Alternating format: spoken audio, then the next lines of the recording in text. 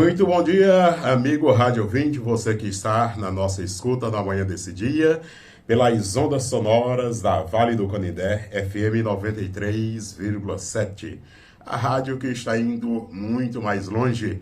Hoje, a apresentação, pastor Marcílio Barros, e este é o programa da Primeira Igreja Batista em Oeiras, e você é especial aqui na manhã desse dia. Estamos apresentando o programa O Caminho da Paz. Você já se perguntou por que os hebreus, mesmo sendo o povo escolhido de Deus, ficou escravo no Egito por quase 400 anos? O que houve? Ontem falamos um pouco porque o sofrimento bate forte sobre boas pessoas. E falamos sobre o caso de José, que sofreu muito antes de ser governador do Egito. E ele salvou a sua família da morte e o seu povo da morte. E o capítulo 50 de Gênesis termina dizendo que José morreu e foi sepultado lá no Egito. Mas antes, porém, ele fez com que os seus irmãos prometessem, o povo hebreu prometesse que quando saíssem do Egito levariam os seus ossos para Canaã, a terra prometida. E assim aconteceu. Pois bem, o José, ele passou por aquela fase de sofrimento e agora ele é o governador do Egito.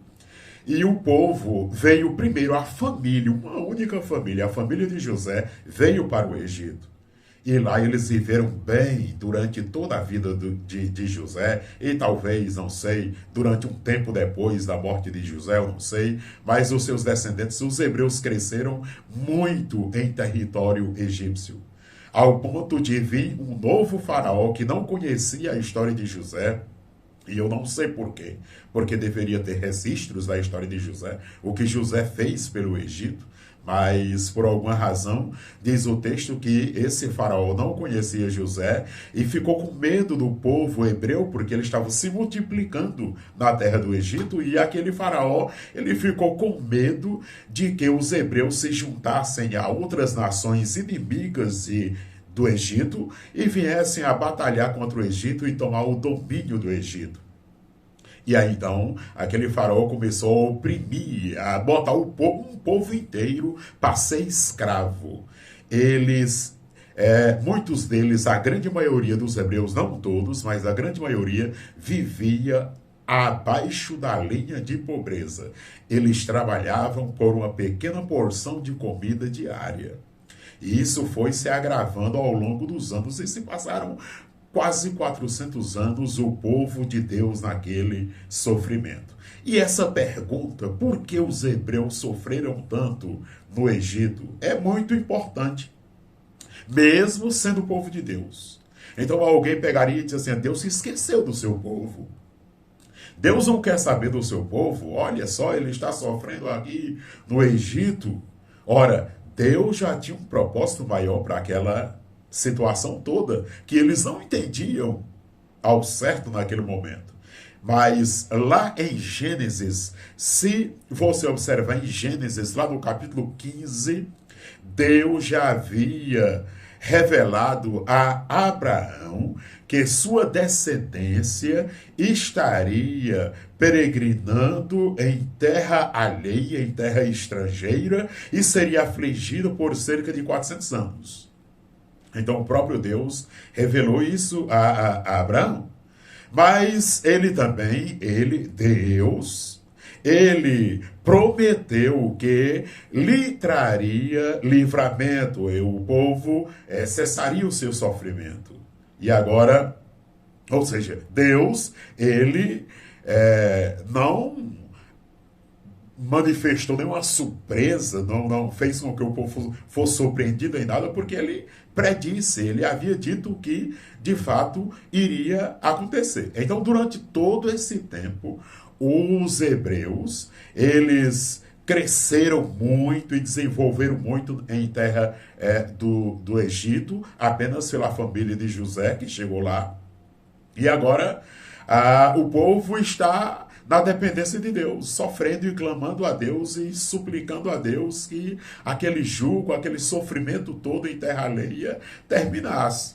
Mas havia a promessa da libertação, e é que eles não lembravam, e o povo tem a memória curta, né? Muitas vezes, meus amados irmãos e amigos, muitas vezes, assim como os hebreus, lá na época da escravidão no Egito, nós hoje também aqui enfrentamos problemas difíceis, escravidão até. Por que não dizer nas mãos de maus administradores, maus faraós, né? Maus monarcas, maus administradores públicos? Também sofremos agruras, sofremos problemas gravíssimos, né? Então, isso sem contar no fato do sofrimento pelo fato de sermos, propriamente dito, povo de Deus, crentes em Cristo. Então, há esse problema, sim. Mas Deus, ele continua no controle. Essa frase já virou até uma espécie de jargão evangélico. Deus está no controle, né? Então, a gente ouve isso direto desde sempre. Deus está no controle, Deus está no controle da história, Deus não perde o controle, Deus vai continuar no controle, Deus vai fazer assim, vai fazer assado, mas na hora do sofrimento a gente não pensa muito sobre isso, não. Mas há promessa de Deus em relação ao seu povo, né? Que das aflições que teríamos aqui nesse mundo, Ele estaria nos dando a vitória e a vitória final. Ele, em Cristo Jesus, é o nosso Salvador. Então, se nós sofremos aqui nesse mundo, haverá um dia em que o próprio Deus enxugará dos nossos olhos toda lágrima. Está escrito. E nós precisamos acreditar nisso. Lembre-se, o tempo de espera não é o fim da história. Com Deus, toda promessa se cumpre no tempo certo, no cronos de Deus. Que o tempo de Deus não é o nosso tempo. Nós sabemos disso e sabemos muito bem. Deus tem o seu tempo próprio. Então, se durante toda a sua vida, você enquanto povo de Deus, você enquanto crente em Cristo, você enquanto fiel a Cristo, se você está sofrendo o tempo todo aqui, não se apavore. O choro pode durar uma noite toda, mas a alegria vem pela manhã. Não sabemos quanto tempo dura essa noite, mas a alegria vai vir por conta de Cristo. Há uma promessa de que Cristo enxugará dos nossos olhos toda lágrima e todo sofrimento e toda dor passará. Toda dor passará.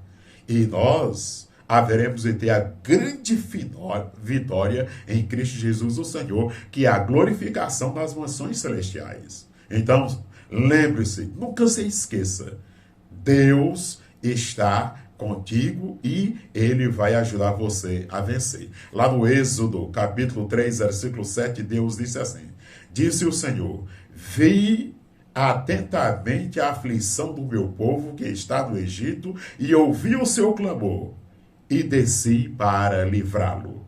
Está chegando o tempo do livramento. Meu amado irmão, meu amigo, não se preocupe, o tempo do livramento está chegando e ele vai vir porque o nosso Deus é bondoso, é poderoso. Aos amigos que estão nos acompanhando no YouTube, ficamos por aqui. Que Deus em Cristo continue abençoando você e a sua família rica e abundantemente. E os amigos que estão nos acompanhando através das ondas sonoras da Vale do Canindé FM 93.7. Continuamos aqui com o programa O Caminho da Paz.